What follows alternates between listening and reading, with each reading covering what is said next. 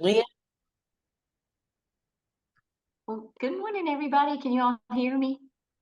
Yes. Here. Okay, great.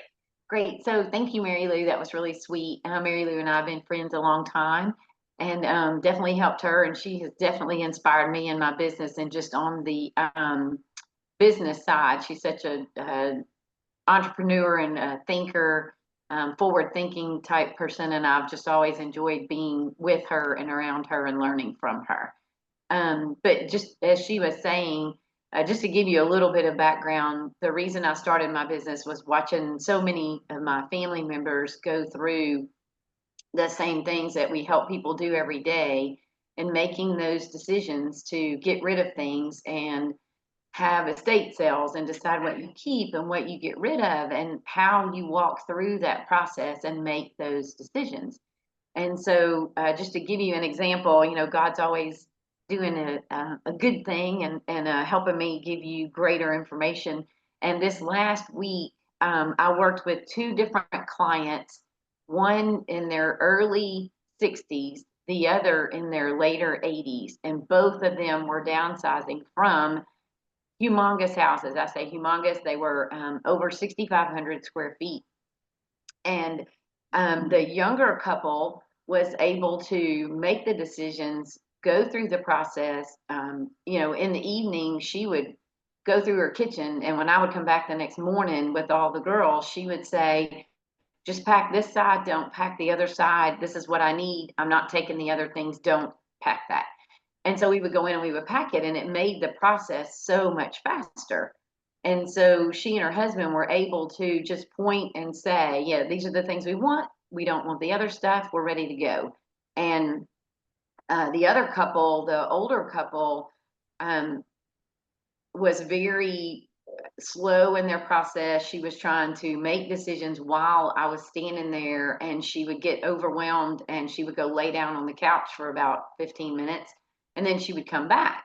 And that went on repeatedly during the day. And so I have girls standing there waiting to pack items and keep them busy because it's costing her money while they're standing there or while she's standing there making decisions and then going to rest on the couch. But we did manage because she gave us enough things, but the process was much slower, and so it ends up costing them more money. And my goal is for it to cost them as little as possible, get in and get out and help them with the decisions and with the process so that it doesn't cost them a fortune to move. And so anyway, that's basically what we do. But the time windows that we have, I would say most of them, when I started doing the research, I didn't agree with everything. But after having these two clients that were completely different, I almost 100% agree with the timeline that is established. And um, the downsizing window timeline starts with your late 60s to early 70s, and they call that the sweet spot for proactive downsizing. And so if you are in a position and you're thinking about it, if you fall in that window, even if you're not physically moving, it is a great time to start thinking about what you would actually take with you if you choose to downsize and start getting rid of some of those things immediately, or just as you go through your weeks, set aside a little bit of time and do that every week so that it's not so overwhelming. And they say the risks of waiting and missing out on years of reduced expenses and simpler living are really play into that. But once you've postponed it, you realize looking back that you should have done some of it a little bit earlier. The some of the pros are being healthy enough and active enough to make the decisions. Your stronger real estate leverage comes when the home is easier to sell and it's in good condition, and that's the difference too. Is this 6,500 square foot house is in pristine condition? That's the younger couple. The older couple in their 80s, late 80s, that house needs a lot of work, and it's also just been neglected just because they don't have the energy to maintain a 7,500 square foot house any longer. I mean, you can tell it was beautiful at one time, but they just became more and more unable to maintain the daily living aspects of the home. But when you go to the next timeline, is your mid to late 70s. And they say this is a shrinking window, but still feasible. And the downsizing is still manageable with some help. A timely move can prevent safety risks. If you have stairs, if you have extra clutter around, the 7,500 square foot house had many different floor options. I don't know how to describe that better. They have a sunken den. They have a transition going out of their house into their garage. You step up one step, you step down one step. Where if it's flat, you have less chances of falling. But they had two steps coming out of one room, going down a hall, and then one large step going down into a large library that they had. And it's not a normal step down. And so, you think about the risks being involved in those transitions and what it takes. I mean, she was hanging on to the door frame to step down into the library to show us the things that she wanted to take. And, it's just observing those differences and watching how hard it was for her to move through her own home.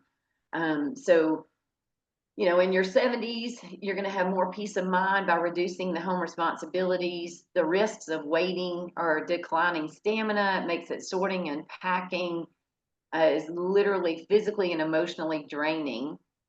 May require hiring professional downsizers and movers, which is what we do, but we want to do it at a time that's best for you and where it doesn't cost you so much money. And then there's fewer years to enjoy the benefits of your new lifestyle when you move into a smaller home and you have less responsibility. And that last time window that we'll discuss, and then we'll move on to other fun things, is the high risk downsizing zone. And it says the pros to that: if you're still healthy, you can still transition. You usually require significant family or professional support. And that's where I would say this is the part that we're playing with the woman that's 88 years old. And then the risks, moving closer to family or into supportive communities can improve their quality of life. They did not have children and they don't have much family left. So they're moving into a senior living facility in the Memphis area that is nice, but if they'd have moved a little sooner, they would have been able to enjoy more of the benefits of that facility and what they offer. And so the risks of waiting too long are a sudden health event can force a rushed move, which removes the control for you. And that's kind of where we are with them. We had a 2-week window from the time we talked to them to the time they actually moved. And then in that 2 weeks, we only got to spend 3 days with them. And so that was a short amount of time to have to sort out a 7,500 square foot house to take what they want to take into a senior living community. And then so there's fewer housing options available, and luckily for them, they just moved into a senior living facility. The emotional stress is amplified. You're trying to sort through decades of possessions, and that's what I was actually watching her do. She has 4 sets of china, and she's trying to decide which one to keep. And she's moving into a community where they feed them 3 meals a day. So does she really even need the china? But in her mind, she's not ready to let go of it because she really hasn't even looked at it for 15 years. She said she literally forgot one pattern was even in her cabinets. So it's those kinds of things that make the transition more difficult for them because they feel like they're giving up so much so fast. Okay, so those are the timeline window. So now we get to talk about the fun part of if you make the move at a time when it benefits you the most. It's kind of like looking at it like it's a fresh start and you're full of possibilities. It's not about losing space, it's about gaining freedom. And when you let go of the stuff, you make room for experiences. And that's what I can tell you personally for my husband and myself, which is Taylor across the table, is that when we downsized, we did not realize the abundant amount of stuff that we had in our house. And everything was in closets. Ours was not near as big as the 2 clients we just worked with. It was 3,800 square feet, but everything was neatly put away. And we didn't see everything, every day. But when we set up to do the estate sale, they were there for about 2 weeks pricing everything. And I kept thinking, I don't own that much stuff. But we did. And it became obvious when, we were walking through the houses, they were pricing items and they were pulling things out, and I was even saying, I didn't remember I had that, which is, something every client that we work with says. And so to walk through that process, it made it so much easier now. We've done it. We've downsized. We've made that move, and I'm thankful so many times for the opportunities that we took at the right time. And now we're, ready to transition to whatever comes next. But and then I would say the beauty of right sizing is, you turn your home equity into retirement income. You keep what matters most. When you move into a smaller space, you keep the things you want, get rid of the things you no longer use. I sold my china, I sold crystal, I sold all of those things in our estate sale because we were no longer using them. Our kids were a little bit older, we weren't entertaining as much in that same realm, I guess you would say. And so we just decided, let's just do this, and we did. And still very grateful. I haven't missed anything that we sold. So, so with designing a smaller, cozy space was really easy because we had less to work with and less to think about, and we have, minimalized everything.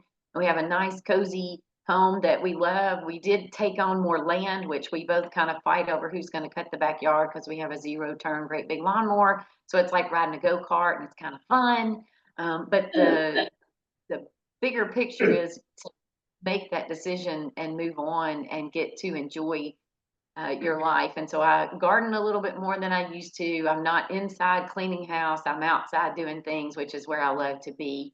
And then, so it says stress-free living at its best is, I can tell you, I think that is a true testimony of the difference of living in a great big house versus a smaller house, and just getting to enjoy the things that you love to do, as opposed to worrying about cleaning your house or maintaining your home and having those kind of responsibilities to still think about. And then when you transition into senior living communities, I always tell people it's like a cruise ship that's docked. There's so many fun things to do every day. You don't have to pack and move and think about any of that any longer. You just look at the schedule of the fun things they have to do that day, and you pick what you want, you go do it. And it's just so much more fun. The clients that we move into one of the communities, everybody is coming in the day that we're moving them in and saying, we can't wait to meet you. We can't wait to go to dinner with you. Come play cards with us. And they're encouraging them to come out into the community and enjoy the amenities that are there. And it truly is a really sweet thing to witness as a person that has done it. And I still live in my own home versus the ones that choose to go into senior living facilities and see the blessings of those communities and the way that people really rally around the newcomers and encourage them to come out and enjoy this new lifestyle. And so Taylor gave me a 10-minute window timer. So one more thing I would love to talk to you guys about is the things that you have to think about for the different documents that are required or needed when you're thinking about retiring and downsizing, and having these things in order so that when you do make the transition, this isn't one more thing to take on that is overwhelming. And I'm just going to read off the list. And if anybody would like this, just let me know. I'll be happy to mail it to you. And then I would say reach out to an attorney, somebody that you know, that you can get a lot of these documents done so that when you get ready to transition into senior living, these things are done and it's easy for you to make the transition. And I will tell you this quickly. I had a member of Taylor's family that passed away 2 weeks ago. Suddenly, he was a preacher in a small church out in Grand Junction, Tennessee. And he stood up at the podium and he was getting ready to start the sermon, and he opened his Bible. And they said he put his hand on his head and fell backwards, and he passed away immediately right there at the church. And he's 53. His wife is 49. They have a 15-year-old and a 23-year-old. And she said, we never even discussed it. We didn't think we were close to this. And so now she's having to make all these decisions for their family.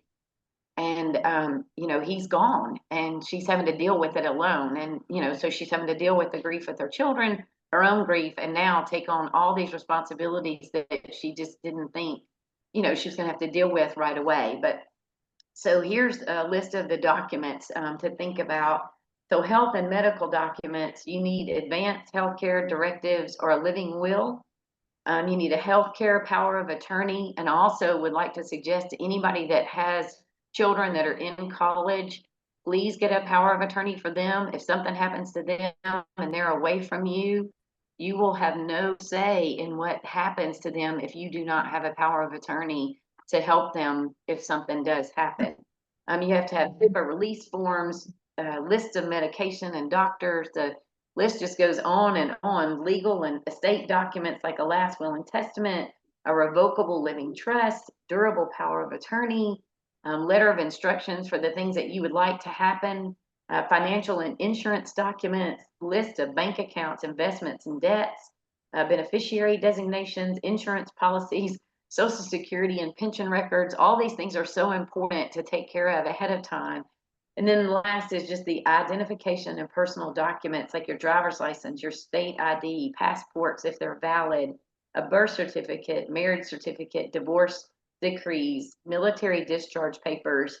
And this is the list that I have, and there may be more, but these are the things that I know of. And so anyway, just to kind of wrap it up in case anyone has any questions, please take care of these things. Please do these things ahead of time. Watching somebody that's 88 struggle through a move versus somebody that's in their early 60s is light years difference. And, that's 22 years. And you think about where you were 22 years ago and where you are now and how different your life is. And so I just encourage you, please, please, please think about what you need to do to downsize. Even if you don't make the physical move right away, start thinking about the physical things that you own.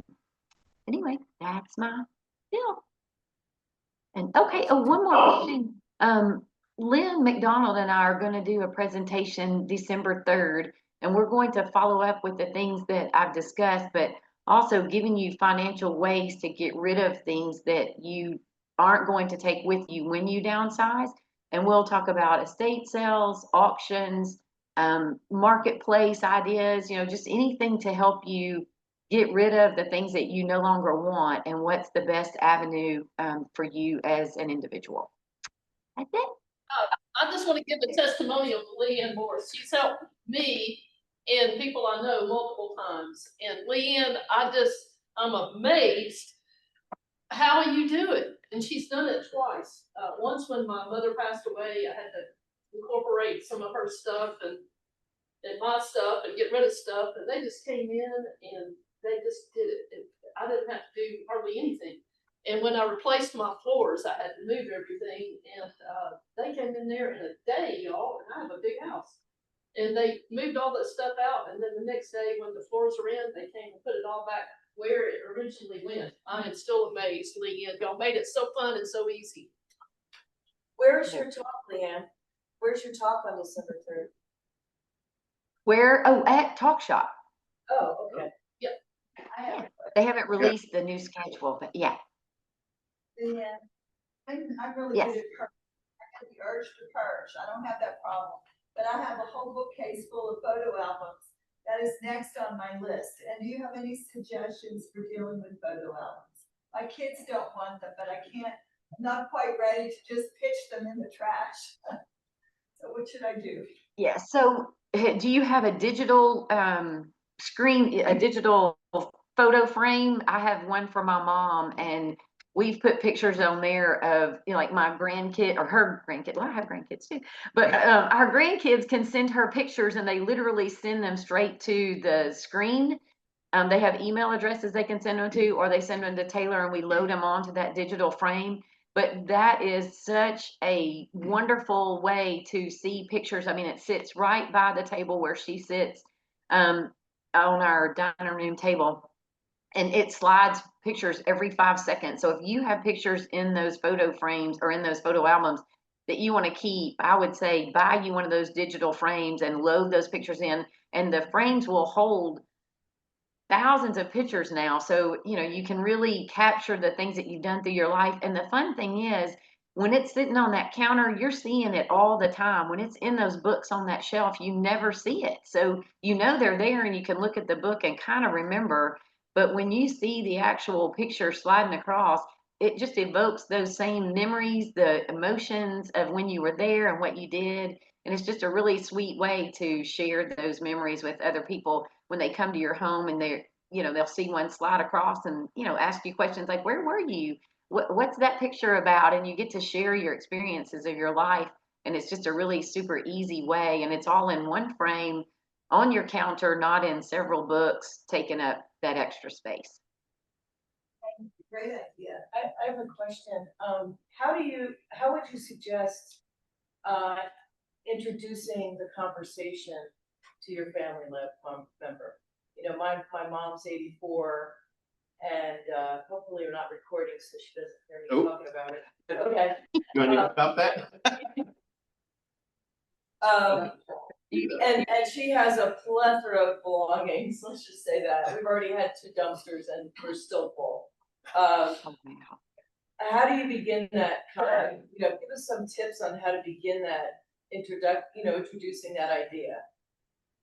So I guess just one of the things I would say is discuss it with her is at some point, and this is what I did with my mom, is once I realized that this was going to be so overwhelming, my grandmother passed away and I helped my mom go through my grandmother's stuff. And I literally told her, I said, we're going to do this for you when we get through with Nanny, because it's too much for me to take on for your things to do this by myself. And so anyway, that was one of the things. So like when you go up there and visit with your mom, try to encourage her to even get you to show her, or get her to show you some of the things about her past. And then, maybe gently say, do we need to keep this, or can we take a picture of it and get rid of the physical thing? And get her the digital frame, and so that she can still see it. But it's kind of helping them realize, like, you don't have to hang on to the actual item to have the memory of it. If you have a picture of it, it evokes the same emotion. And so, I really, really encourage the digital frames because I think it really helps. But yeah, I would just say, kind of walk her through some of it, or secretly go pull something out that she hasn't seen in a couple of years and go, hey mom, what's this, like, how long have we had it, what, tell me some history. And maybe she would go, ooh, I can get rid of that. So something as simple as just pulling it out and letting her see it, maybe she'd think, I don't need that. Right. I that's a better idea than what I was going to do, is have my daughter or her granddaughter approach her. Yeah.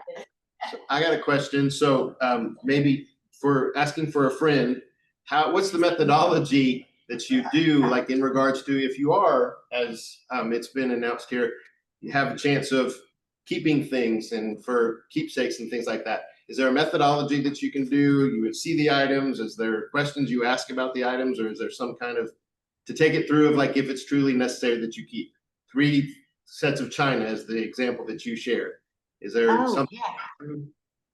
Yeah, so we had one lady that had 4 or 5 sets of china. We moved her into a senior living community in Germantown, and she wanted to keep all of them. And I was like, you can't take all of that. So let's decide on some other things. So we had her keep 2 of the place settings from each of the 4 or 5 different patterns that she had. So she wound up with, and she had a larger apartment, so she was okay. And she had this really big piece of furniture that she could fit them in. So that was, a factor too, because I knew that going in. So we had her keep 2 place settings from each of the 4 or 5 sets, and then she picked 2 or 3 serving pieces that were her favorite, like 1 serving piece from one pattern and 1 serving piece from another. And I said, then when you have friends over, you can set your table with the different patterns, and then you can tell them, well, this was my mother's, this was my grandmother's, this was my husband's mother's, and use those pieces interchangeably and together on the table. And then it even makes conversation right there, just in the fact that you're using the different pieces all together. Does that make sense? Yep. Mm-hmm. All right. Yeah. Okay. Down to 1 minute. Anybody else have questions? Yeah, and I wanted to make a comment. This is Tom. Over my years of decades of marketing and advertising, I've accumulated a plethora of T-shirts and baseball caps and things that are very unique. And my wife tells me, you shouldn't make your kids have to go through this when you're gone. And I said, yeah, I really do. I really want them to go through this. But I think if you could take these in pieces like that and bring them all out and have my kids there and say, what do you want? What do you don't want? And then get rid of the rest. That's just one less category that someone's gonna have to deal with. I hold close to my heart, but nobody else really cares about it. And just go through that process. See, what do you want? What do you don't want? Just get rid of the rest right now. Well, and here's something to think about too. If it is collectible stuff from like a long time ago, we worked with one gentleman that had a bat that Lou Gehrig had signed. He had stamps from different baseball players. He had cards. He had all types of paraphernalia, and I connected him to a gentleman that deals in that market, and he was able to sell some of those things. So don't throw anything away like that. Hold on to it. I can give you names of people like that that you can connect to. You may be able to sell them to somebody that might be a collector, or he turns around and sells them to other collectors. So I do have resources like that when you get ready to do something of that nature. Okay, awesome job, Leah. Awesome job.